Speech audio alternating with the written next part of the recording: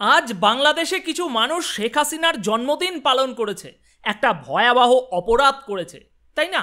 যারা এই কাজটি করেছে তাদেরকে তো দেশদ্রোহী বলা যেতেই পারে, কারণ তারা তো শেখ হাসিনার জন্মদিন পালন করেছে। তাহলে চলুন একটু গভীরে গিয়ে আমরা বিশ্লেষণ করে দেখি আসল দেশপ্রেমিক কারা আর দেশদ্রোহী কারা।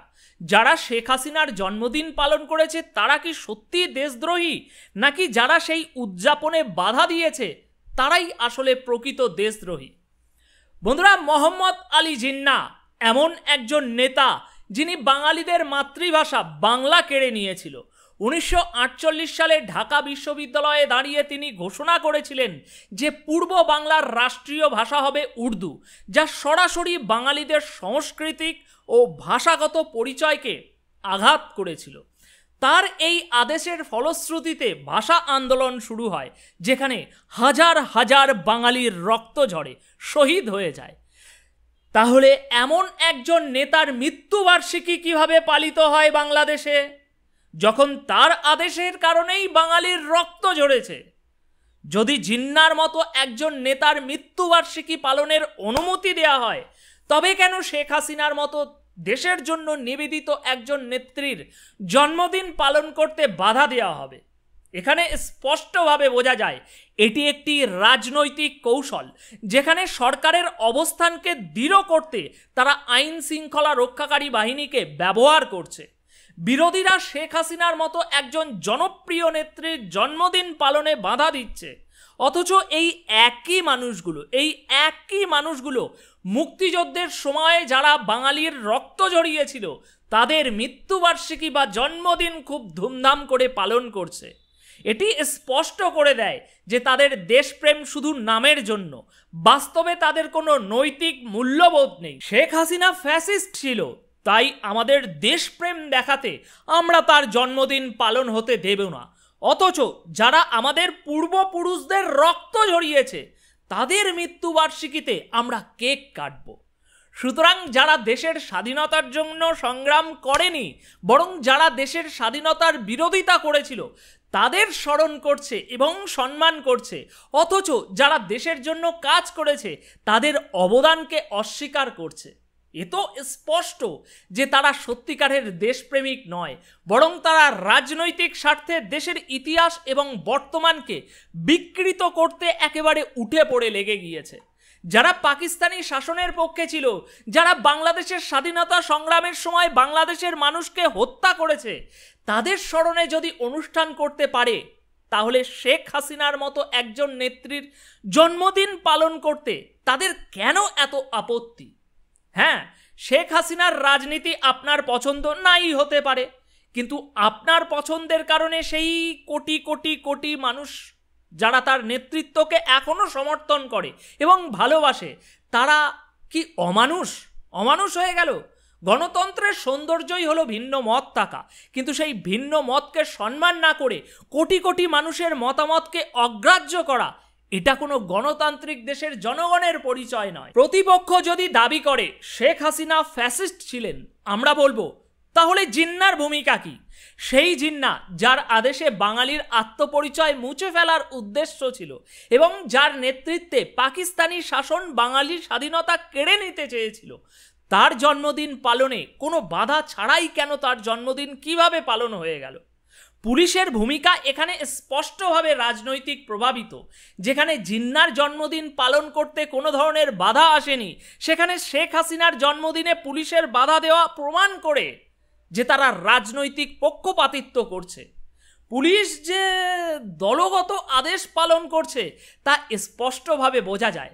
মোহাম্মদ ইউনূস জাতিসংঘে গিয়ে বড় বড় ভাষণ দিয়ে বললেন, আমরা আমাদের দেশের সকলের অধিকার বজায় রাখব, সকলের গণতান্ত্রিক অধিকার রক্ষা করার দায়িত্ব আমাদের। কিন্তু এখন যারা শেখ হাসিনার জন্মদিন পালন করছে সেটা তো তাদের গণতান্ত্রিক অধিকার ছিল। তাহলে এখন কি সেই অধিকার কোথায় গেল?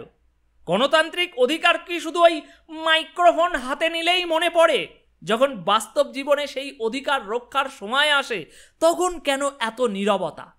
ইতিহাস যদি বিবেচনা করা হয় তাহলে শেখ হাসিনা বাংলাদেশের জন্য যা করেছেন, যতটুকু করেছেন, তা মোটেই অস্বীকার করা যায় না। কিন্তু অন্যদিকে জিন্না, তিনি তো বাঙালির ভাষাগত ও সাংস্কৃতিক স্বতন্ত্র কেড়ে নিতে চেয়েছিলেন, অথচ তার জন্মদিনে কোনো প্রতিবাদ নেই, কোনো বাধা নেই। একটি গণতান্ত্রিক দেশে প্রতিটি নাগরিকের অধিকার রয়েছে তাদের পছন্দের নেতা বা দলকে সমর্থন করা।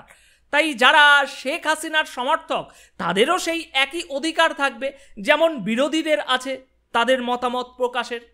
এখন বিরোধীরা যদি দাবি করে যে শেখ হাসিনার সমর্থকরা কোনোভাবেই নিজেদের ভালোবাসা প্রকাশ করতে পারবে না দেশের ভিতরে, তাহলে তারা গণতন্ত্রের মূল নীতিটাই অস্বীকার করছে। বিরোধীরা দাবি করে তারা শেখ হাসিনাকে অপছন্দ করে, তাই তার জন্মদিন পালন হতে দেওয়া যাবে না। কিন্তু তারা ভুলে যাচ্ছে যে এর মাধ্যমে তারা অন্যদের মত প্রকাশের স্বাধীনতা কেড়ে নিচ্ছে, যা গণতন্ত্রের মৌলিক অধিকারকে লঙ্ঘন করছে।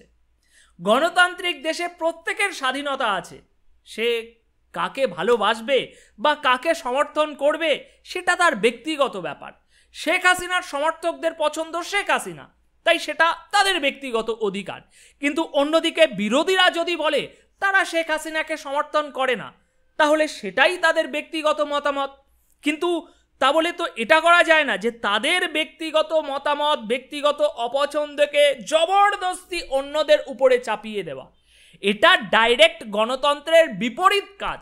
যতই তুমি এখন জাতিসংঘে দাঁড়িয়ে গণতন্ত্রের বড় বড় ঢাকডুম করে ভাষণ দাও না কেন, প্রতিপক্ষ যদি দাবি করে শেখ হাসিনা ফ্যাসিস্ট, তাহলে আমরা পাল্টা প্রশ্ন করতেই পারি, কেন তোমাদের ব্যক্তিগত মতামত দেশের সবাইকে মানতে বাধ্য হতে হবে? গণতন্ত্রের মূল বিষয়ই হলো ভিন্ন মতকে সম্মান করা, নাকি জবরদস্তি কারোর মতামতকে গ্রহণ করা বা চাপিয়ে দেওয়া। যারা জাতিসংঘে দাঁড়িয়ে গণতন্ত্রের ঢাক ঢোল পেটাচ্ছে দুনিয়ার সামনে, তারা নিজেরাই একচেটিয়া আচরণ করছে দেশের ভিতরে। বিরোধীরা নিজেদের গণতান্ত্রিক বলে দাবি করে, কিন্তু প্রকৃতপক্ষে তারা তাদের মতামতকেই একমাত্র সঠিক হিসাবে প্রতিষ্ঠিত করতে একেবারে মরিয়া। প্রতিপক্ষ যদি বলে তাদের মতামতই সঠিক, তাহলে প্রশ্ন ওঠে তারা কি গণতান্ত্রিক নীতি মানছে নাকি নিজেদের কর্তৃত্ববাদী আচরণ করছে। শেখ হাসিনাকে দেশের কোটি কোটি মানুষ ভালোবাসে, এটা তো অস্বীকার করা যায় না। এভাবে সংখ্যাগরিষ্ঠের মতামতকে উপেক্ষা করে বিরোধীরা কিভাবে নিজেদের দেশপ্রেমিক বা গণতান্ত্রিক বলে দাবি করতে পারে, আমার মস্তিষ্কে ঢুকছে না। গণতন্ত্র মানে সংখ্যাগরিষ্ঠের মতামতকে সম্মান করা। যদি কোটি কোটি মানুষ শেখ হাসিনাকে সমর্থন করে, তাহলে তাদের অধিকার কেড়ে নেওয়া গণতন্ত্রের আদর্শের সাথে একেবারে সাংঘর্ষিক। যদি বিরোধীরা বলে শেখ হাসিনার সমর্থকরা ভুল পথে চলছে, তাহলে তারাই গণতান্ত্রিক মূল নীতিকে পদদলিত করছে। গণতন্ত্রের মাপকাঠি হলো স্বাধীনভাবে মত প্রকাশ করার অধিকার। তাই শেখ হাসিনার সমর্থকদের সেই অধিকার কেড়ে নেওয়ার মানে বিরোধীরা দেশে গণতন্ত্রের গলা টিপে হত্যা করছে। বিরোধীরা তাদের মত প্রকাশ করতে পারে, কিন্তু অন্যদের মত প্রকাশের অধিকার কেড়ে নেওয়া তাদের কর্তৃত্ববাদী মানসিকতার প্রকাশ। বিরোধীরা যদি নিজেদের গণতান্ত্রিক দাবি করে, তাহলে তারা কিভাবে কোটি কোটি মানুষের মতামতকে অগ্রাহ্য করতে পারে?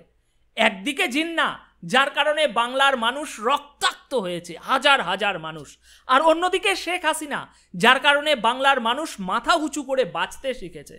যিনি বাংলা ভাষা ও স্বাধীনতা কেড়ে নিতে চেয়েছিলেন, তার মৃত্যুবার্ষিকীতে আমরা মোমবাতি জ্বালানোর অধিকার আমরা পাবো, আমাদেরকে দিতে হবে। তাহলে বাংলার উন্নয়নে যারা লড়াই করেছে তাদের জন্মদিনে কেক কাটার অধিকারও নিশ্চিত থাকতে হবে, কেন থাকবে না?